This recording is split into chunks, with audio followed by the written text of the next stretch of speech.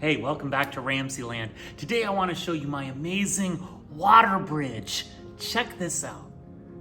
All I'm using in this demonstration is my neon power supply, a beverage insulator, two 400 milliliter beakers, and a little bit of duct tape, and of course some water. To begin, take a small amount of duct tape and just tape the leads of your power supply to opposite ends of your beakers. Next, fill both beakers with distilled water.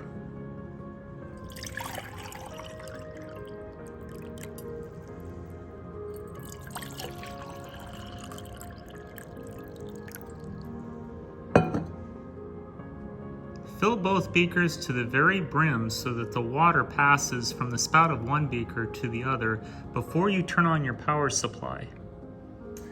Okay, once both beakers are really close to each other and they're filled all the way to the brim, you can turn on your power supply so that the voltage of electricity travels through the water and makes a water bridge from one beaker to the other. Check this out.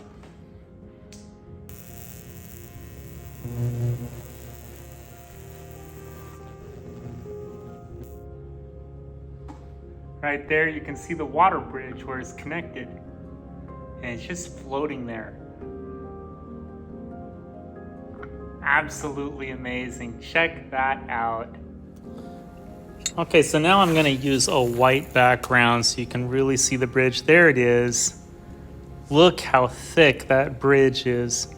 Just amazing as electricity travels through that stream of water, aligning those water molecules. It's not just surface tension that creates the water bridge. It's more than that.